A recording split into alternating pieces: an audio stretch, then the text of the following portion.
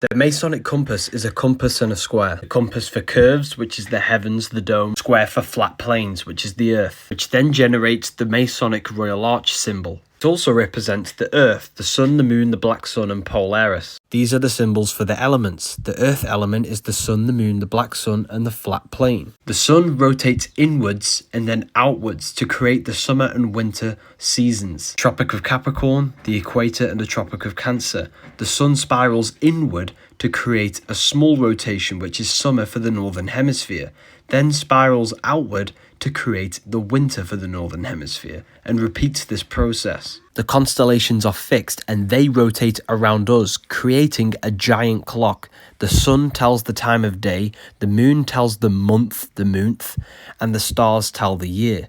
The sun and the moon rotate around the magnetic North Pole. This is the plane of inertia, planet Earth, and the northern lights come from the center.